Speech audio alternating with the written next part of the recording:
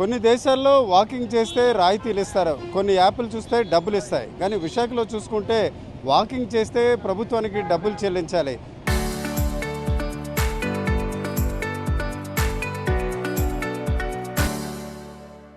ఇది ఒక రకమైన కొత్త అంశంగా చాలామంది చెప్పుకోవచ్చు. కానీ తాజాగా విశాఖలోని కొన్ని ప్రాంతాల్లో వాకర్స్పై ఛార్జీలు వేసిన పరిస్థితి బహుశా ఇది దేశంలో అరుదైన అంశంగా కూడా ఇక్కడ ఉన్న స్థానికులు చెప్తున్న పరిస్థితి. దేశంలో ఇండోర్ స్టేడియం స్వర్ణభారతి వద్ద సిపిఎం పార్టీతో పాటు ఇతర వాకర్స్ కూడా కొంత ఆందోళన చేస్తున్నారు. సరే చెప్పండి, అంటే మీరు చూశారు కదా కొన్ని యాప్ల్లో నడక చేస్తే డబ్బులు ఇస్తారు, కానీ ఇక్కడ వాకింగ్ చేస్తే డబ్బులు తీసుకుని ఇది ఎందుకు ఇట్లాంటి వ్యవస్థ వచ్చినట్టు మీరు అనుకుంటున్నారు? చంద్రబాబు నాయుడు గారి పాలన తొగ్గులక్ పాలనని మించిపోయిందని చెప్పదలుచుకుంటున్నాం. గతంలో ఎప్పుడో తొగ్గులక్ అనే చక్రవర్తి పరిపాలిస్తూ గడ్డం మీద కూడా పన్ను వేసాడట. ఇప్పుడు చంద్రబాబు నాయుడు గారు ఆదాయ మార్గాలు పెంచుకోవడం కోసం ప్రజలు ఆరోగ్యంగా భావించి వ్యాయామం చేసుకుంటుంటే, రోజు సేద తీరుతూ ఉంటే నడక మీద కూడా పన్ను విధించడం అనేది చరిత్రలో ఎక్కడా మనం చూడలేదు. ఇది మొట్టమొదటిసారి చంద్రబాబు నాయుడు గారికి సలహాలు ఎవరిచ్చారో లేదంటే ఆయన మేధస్కే తట్టిందో తెలియదు, కానీ ఇటువంటి దుర్మార్గమైన ఆలోచన వచ్చినందుకు ఆయనకి అభినందనలు తెలియజేయాలి. పనికిమాలిన అభినందనలు ఇలాంటివన్నీ కూడా చేస్తున్నందుకు. ఈ రోజున ప్రతి ఒక్కరూ టీబీతోని లేదంటే షుగర్తోని బీపీతోని అనేక జబ్బులతోటి సతమతం అవుతూ ఉన్నారు. ప్రతి ఒక్కరూ ఈ రోజున గంట సేపు వ్యాయామం చేస్తూ ఉన్నారు. పొల్యూషన్ ఎక్కువైపోయి ఆయాసాలు ఉబ్బసాలు వస్తుంటే చల్లటి గాలి కోసం వ్యాయామం చేస్తూ ఉన్నారు. ఇప్పుడు విశాఖపట్నంలో ఎక్కడా వ్యాయామం చేయడానికి వీలు లేకుండా అన్ని చోట్ల కూడా 750 రూపాయలు కడితేనే మీరు వ్యాయామం చేయండి అని చెప్తూ ఉన్నారు. భవిష్యత్తులో ఇప్పుడు Indira Gandhi stadium, Swarnabharathi stadium, Lumbini park, Shivaji park పక్కన ఉన్నటువంటి వాకర్స్ ట్రాక్ ఏదైతే మన హనుమంతవాక దగ్గర ఉందో దానికి ఫీజులు పెట్టారు.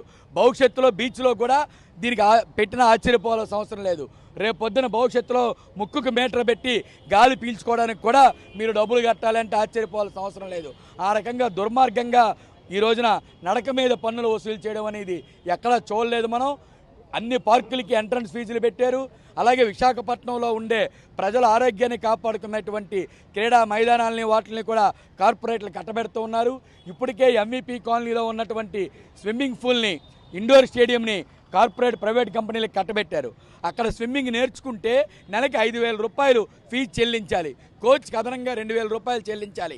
అలాగే షటిల్ కానీ, బాల్ బ్యాడ్మింటన్ కానీ, వాలీబాల్ కానీ, యోగా కానీ ఇటువంటివి నేర్చుకుంటే 2,000 రూపాయల నుంచి 7,000 రూపాయల దాకా నెలకి చెల్లించాల్సిన పరిస్థితి వస్తూ ఉంది. ఇక్కడ కూడా సేమ్ అదే పరిస్థితి స్వర్ణభారతి ఇండోర్ స్టేడియంలో తీసుకొని వచ్చారు. యాక్వా స్పోర్ట్స్ కాంప్లెక్స్ని ప్రైవేట్ వాళ్ళకి ఇప్పటికే అప్పచెప్పారు. స్విమ్మింగ్ నేర్చుకుంటే నెలకు 1,000 రూపాయలు ఫీజు చెల్లించాలని చెప్తూ ఉన్నారు. ఈ రకంగా ప్రజల యొక్క ఆరోగ్యాన్ని పట్ల కూడా వాళ్ళు వ్యాయామం చేసుకున్నా, వాకింగ్ చేసుకున్నా, స్విమ్మింగ్ చేసుకున్నా, కనీసం భార్యాభర్తలు పిల్లలు వెళ్ళి పార్కులో కూర్చోవాలనుకున్నా సరే ఈ రోజున ఫీజుల మీద ఫీజులు, డబ్బుల మీద డబ్బులు వసూలు చేసే కార్యక్రమం చేస్తున్నారు. కాబట్టి ఇటువంటి దుర్మార్గమైన వైఖరిని సిపిఎం పార్టీ తీవ్రంగా ఖండిస్తుంది. ఈ పన్నులన్నీ తక్షణమే రద్దు చేయాలని డిమాండ్ చేస్తున్నాం. లేని పక్షంలో ప్రజలందరినీ సామూహికంగా తీసుకొని వచ్చి దీనిలోకి సామూహికంగా అక్షరాభ్యాసం చేయించినట్టు సామూహికంగా నడక, సామూహికంగా ఆటలు మేము ఆడించాల్సిన పరిస్థితి వస్తుంది. ఇప్పటికే భారతదేశంలో స్పోర్ట్స్లో వెనకబడిపోయి ఉన్నాం. మెడల్స్ ఎందులోనూ రావటం ఏషియన్ గేమ్స్లో కానీ స్పోర్ట్స్లో వాటిల్లోనూ. మరి స్పోర్ట్స్ ఆడుకునే వాళ్ళకి కూడా ప్రాక్టీస్ చేసుకునే వాళ్ళకి కూడా ఈ రకంగా ఫీజులు పెడితే ఎలా అభివృద్ధి చెందుతారు, ఎలా డెవలప్ అవుతారు, ఎలాగ మెడల్స్ వస్తాయని చెప్పేసి మేము అడుగుతున్నాం. కాబట్టి చంద్రబాబు నాయుడు గారు చేసినటువంటి ఈ తొగ్గులక్ నిర్ణయాన్ని వెంటనే వెనక్కి తీసుకోవాలని మేము డిమాండ్ చేస్తూ ఉన్నాం. అంటే ఇప్పుడు కుమార్ గారు చంద్రబాబు నాయుడు గారికి తెలుసు అంటారు. నిజంగా చంద్రబాబు నాయుడు గారికి తెలుసా, లేక జీవీఎంసీ అధికారులనే కింది స్థాయిలో ఇట్లాంటి నిర్ణయం తీసుకున్నారంటారా? 1999లోనే ఉమ్మడి ఆంధ్రప్రదేశ్లోనే ప్రపంచ బ్యాంకు జీతగాడు చంద్రబాబు నాయుడు మోసగాడు అనే నినాదం ఇచ్చింది. అంటే ప్రపంచ బ్యాంకు యొక్క విధానాలు ఏవైతే ఉన్నాయో పట్టణ సంస్కరణల పేరుతోటి ఇవి అమలవుతున్నాయి. ఇది పట్టణ సంస్కరణలో భాగం అని చెప్పి సిపిఎం పార్టీగా స్పష్టంగా చెప్తా ఉన్నాం. ఇప్పుడు కాదు, 1991లో ప్రపంచ బ్యాంకు నుండి ఐఎంఎఫ్ నుండి అప్పులు తీసుకొచ్చిన దగ్గర నుండి ఇటువంటి సంస్కరణలన్నీ కూడా అమలు చేస్తూ ఉన్నారు. అయితే ఈ సంస్కరణలకి అమలు చేయడంలో చంద్రబాబు నాయుడు దిట్ట. అది గత ప్రభుత్వం వైసీపీ ప్రభుత్వం ఉండేటప్పుడు చెత్త మీద పన్నేసిందని చెప్పి చెత్త ప్రభుత్వం అని చెప్పారు. మరి నువ్వు నడక మీద పన్నేస్తే నిన్నేమనాలని చెప్పి మేము అడుగుతా ఉన్నాం. అంటే నడక మీద పన్ను, వాకర్స్ మీద, జాగింగ్ మీద, రన్నింగ్ మీద, లేకపోతే పార్కుల ప్రైవేటీకరణ, ఇండోర్ స్టేడియంల ప్రైవేటీకరణ, క్రీడాకారుల మీద పన్ను, అలాగే విద్యుత్ మీటర్లు పెట్టి పన్ను, ఇటువంటి పన్నులన్నీ కూడా ప్రజల మీద, ప్రజలకు మౌలిక సదుపాయాలు కల్పించాల్సిన బాధ్యత ప్రభుత్వంది. కానీ ఈరోజు ప్రజలు మౌలిక సదుపాయాలు కల్పించాల్సిన బాధ్యత నుండి తప్పుకొని ప్రజల మీద భారాలు ఎలా వేయాలని చెప్పి చూస్తూ ఉన్నటువంటి ప్రభుత్వం. అలాగే గతంలో వాకర్స్ కానీ లేకపోతే వాళ్ళందరూ కూడా ప్రజల యొక్క ఆరోగ్యాలు రక్షించాల్సిన ప్రభుత్వం ఈరోజు ప్రజల ఆరోగ్యాల మీద ఈరోజు పన్నులు వేయడం అనేది సరైనటువంటిది కాదు. ఈ పన్నుల విధానం అనేది తక్షణమే ఉపసంహరించుకోవాలి. ఇది మున్సిపల్ కమిషనర్ వేసిన పన్ను అని చెప్పి ఒక టీడీపీ కార్పొరేటర్ నిన్న ప్రెస్ రిలీజ్ చేశాడు.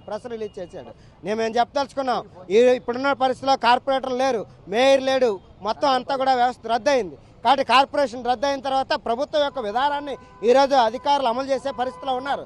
1995కు ముందు అధికారులు ఏం చెప్తే అది ప్రభుత్వం అమలు చేసేది.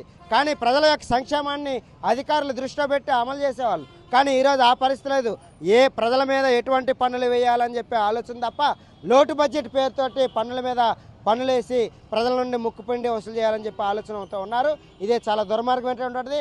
ఈ పన్నులు కానీ రద్దు చేయకపోతే రాబోయే కాలంలో ప్రతి పేటలో, ప్రతి వీధిలో, ప్రతి వార్డులో ఇంటింటికి కరపత్రాలు పంచి ప్రజలను చైతన్యం చేసి పెద్ద ఎత్తున ఆందోళన చేస్తామని చెప్పి సిపిఎం పార్టీగా హెచ్చరిస్తా ఉన్నాం. ఒక సర్టన్ ఏజ్కి మస్ట్గా నడవాలి అంటున్నారు, అంటే యంగర్ పీపుల్ మస్ట్గా నడవాలి.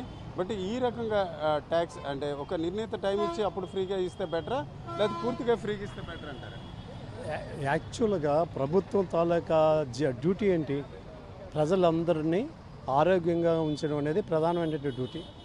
ప్రజలే అనారోగ్యంతో ఉంటే రాష్ట్రం ఏముంటుంది?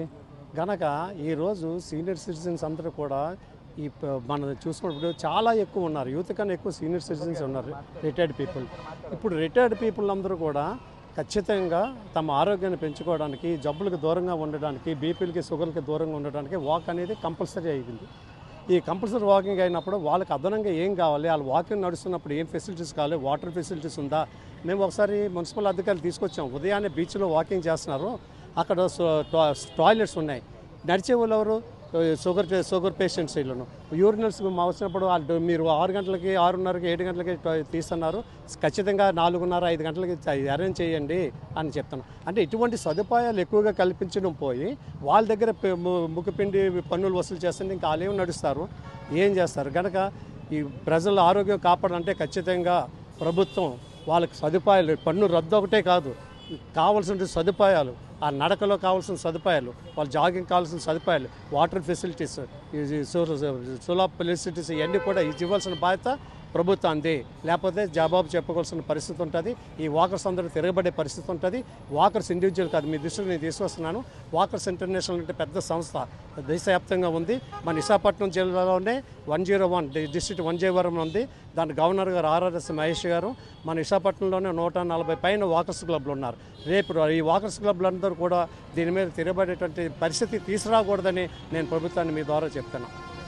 నిజానికి చూసుకుంటే ఎక్కడైనా నడకకి సంబంధించి ప్రజలకి ప్రభుత్వం కోఆపరేట్ చేయాల్సిన పరిస్థితి ఉంది. కానీ ఈరోజు భిన్నంగా ఏదైతే స్వర్ణభారతి స్టేడియం, ఇందిరా ప్రియదర్శిని స్టేడియం లాంటి ప్రాంతాల్లో కూడా ఈ రకంగా పన్ను వసూలు చేయడం సరికాదనే అభిప్రాయం చెప్పడమే కాకుండా దీనిపై త్వరలో ప్రజలతో కలిసి ఆందోళన బాట కూడా పెడతామని సిపిఎం పార్టీ ప్రతినిధులు చెబుతున్నారు. కెమెరా పర్సన్ తిరుపతితో రామచంద్రం, RTV, విశాఖపట్నం.